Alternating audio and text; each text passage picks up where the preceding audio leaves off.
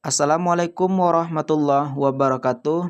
Sebelumnya, perkenalkan nama saya Ari Mustaqim dengan NIM 20 30 11 10 19 dari lokal PGMI 5A.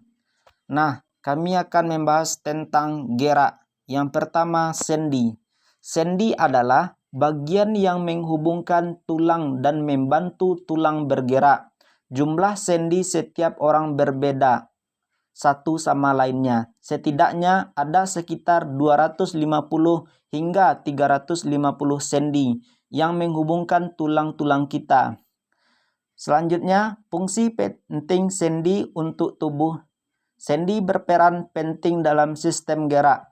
Tanpa persendian, tentunya manusia kesulitan untuk menggerakkan tubuh, berjalan atau memegang benda. Bahkan sekedar menolehkan kepala hingga berbicara pun tak lepas dari bantuan persendian. Sama halnya dengan tulang, peran vital sendi ini perlu didukung dengan makanan bergizi. Oleh karena itu, memahami bagian ini membantumu menyadari pentingnya menjaga persendian yang sehat, agar tubuh bisa bergerak aktif tanpa masalah nyeri sendi maupun radang sendi. Selanjutnya, jenis sendi dalam tubuh. Yang pertama, sendi mati. Sendi mati tidak memiliki rongga sambungan, tetapi menyatu dengan adanya jaringan fibrosa, misalnya kolagen. Sendi ini tetap pada tempatnya sehingga tidak menyebabkan pergerakan. Contohnya, sendi mati yang paling mudah dikenali adalah sendi di tenggorok bayi. Saat bayi, bagian tulang-tulang tenggorokan di ubun-ubun disatukan secara fleksibel dengan sutura dan kemudian menggeras menjadi tulang saat usia bayi bertambah besar. Contohnya adalah jaringan fibrosa yang menghubungkan tulang gigi dengan rahang. Selanjutnya, sendi kaku. Sendi kaku merupakan bagian sendi yang bisa bergerak secara terbatas. Sendi ini berupa tulang rawan yang menyatukan antar tulang tanpa rongga sendi. Contohnya, sendi kaku adalah sendi yang mempertemukan tulang simfisis pubis pada area panggul. Bagian ini sedikit bisa digerakkan meskipun terbatas. Selanjutnya, sendi gerak. Berbeda dengan sendi mati dan sendi kaku, sendi gerak memiliki rongga sendi dan memiliki kemampuan untuk bergerak lebih banyak. Adanya rongga, jaringan fibrosa, dan cairan pelumas, cairan sinovial pada sendi, membuat tubuh lebih mudah bergerak. Sendi gerak sendiri memiliki banyak jenis sesuai tipe geraknya. Untuk materi berikutnya, saya akan coba mengupas tentang macam-macam sendi. Yang pertama, ada sendi putar. Ciri khas sendi putar adalah kemampuannya untuk menggerakkan tulang dalam gerakan memutar atau berotasi dari tulang lain. Contoh sendi putar adalah sendi di bagian leher. Sendi putar ini membuat bagian kepala bisa bergerak memutar. Yang kedua, sendi geser. Sendi geser bisa dikenali dari di bagian tulang yang membentuk gerakan bergeser searah secara mendatar. Contoh sendi geser bisa dilihat pada bagian sambungan antara pergelangan tangan dan pergelangan kaki. Yang ketiga, sendi pelana. Sendi pelana membantu menggerakkan tulang ke berbagai arah, yakni ke samping kiri, ke samping kanan, serta gerakan ke depan dan ke belakang. Meski cukup fleksibel, sendi ini tidak mampu bergerak memutar. Contoh sendi pelana yaitu sendi di bagian pangkal tulang ibu jari. Yang keempat, sendi engsel. Sendi engsel bergerak seperti cara kerja engsel pintu, membantu tulang bergerak searah menyerupai pintu yang dibuka tutup Contoh sendi engsel adalah sendi di bagian lutut dan bagian siku yang bisa membengkok-bengkok. Yang kelima, sendi gulung. Sendi gulung ditandai dengan adanya rongga sendi dan bagian ujung tulang yang membentuk bulat. Persendian ini menghasilkan gerakan dua sumbu arah secara fleksibel, kecuali gerak memutar. Contoh sendi gulung yaitu sendi yang ada di antara rahang serta antara tulang telapak tangan dengan tulang jari tangan. Terakhir, ada sendi peluru.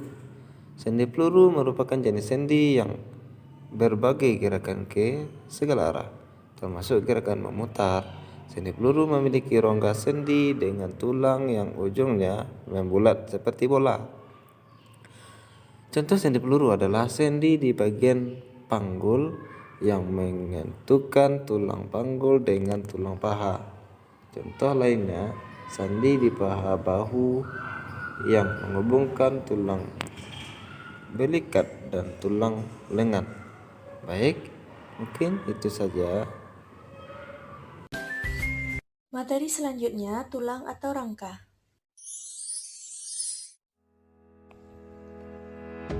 Tulang adalah salah satu alat gerak tubuh yang dibentuk oleh unsur kalsium dalam bentuk garam yang direkatkan oleh kolagen. Fungsi tulang: 1. Memberi bentuk tubuh. 2. Menahan sekaligus menegakkan tubuh manusia. 3. Tulang menjadi tempat melekatnya otot. 4. Melindungi organ-organ vital di dalam tubuh, contohnya organ jantung, otak, dan paru-paru. 5. Sebagai alat gerak. 6. Sebagai penghasil sel darah dalam sumsum tulang. Sekarang, marilah kita perhatikan bersama-sama gambar struktur tulang berikut ini.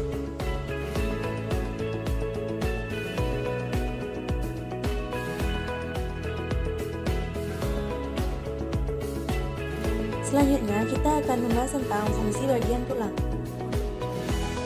Tulang tengkorak berfungsi untuk melindungi atau menjaga otak dan organ-organ vital manusia yang berada di wajah dari benturan yang sangat berbahaya. Tulang rahang bawah membantu menggerakkan mulut. Tulang leher berfungsi memberi dan mempertahankan postur pada leher. Tulang selangka berfungsi menopang lengan agar dapat bergerak secara leluasa. Tulang belikat berfungsi membantu pergerakan korset dan otot di dada agar mampu ke depan dan ke belakang. Tulang dada berfungsi untuk melindungi organ area dada seperti paru-paru dan jantung. Tulang belakang berfungsi sebagai penyangga kepala, bahu, dan tubuh agar mampu berdiri tegak, duduk, berjalan, dan bergerak fleksibel. Tulang pengumpil berfungsi menyusun kerangka lengan bawah. Tulang panggul berfungsi sebagai penyangga berbagai organ dalam sistem pencernaan dan reproduksi. Tulang hasta berfungsi menghubungkan lengan bagian atas manusia dengan pergelangan tangan.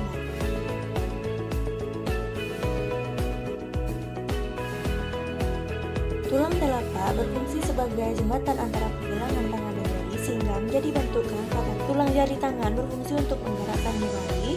Tulang paha berfungsi untuk menopang berat tubuh. Tulang tempurung lutut berfungsi menyusun sendi lutut sehingga menjadi kuat bersama tulang paha dan tulang kering.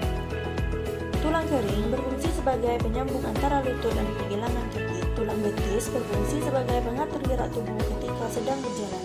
Dan terakhir, tulang pergelangan kaki berfungsi menahan beban dan memberikan keseimbangan pada tubuh. Otot adalah sebuah jaringan dalam tubuh manusia dan hewan yang berfungsi sebagai alat gerak aktif yang menggerakkan tulang.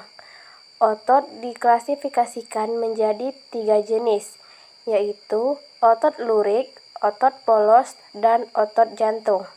Otot menyebabkan pergerakan suatu organisme maupun pergerakan dari organ dalam organisme tersebut.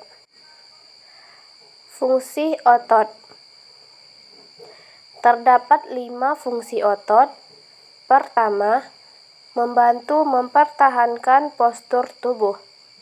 Kedua, mendukung tubuh agar tidak berdiri tegak. Ketiga, membantu menstabilkan sendi-sendi di dalam tubuh. Keempat, mempertahankan suhu tubuh. Kelima, menghasilkan panas dari berbagai proses metabolisme di dalam tubuh. Satu hal yang menarik dari otot adalah otot ini selalu bekerja.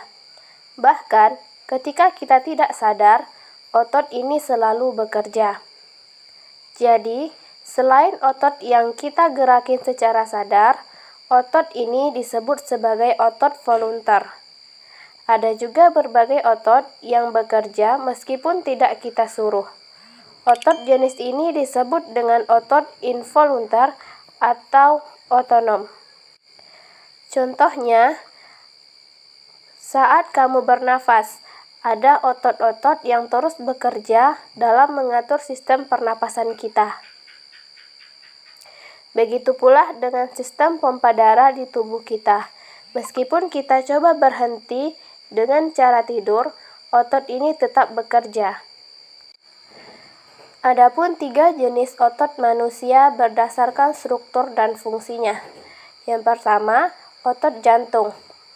Otot jantung merupakan otot yang istimewa.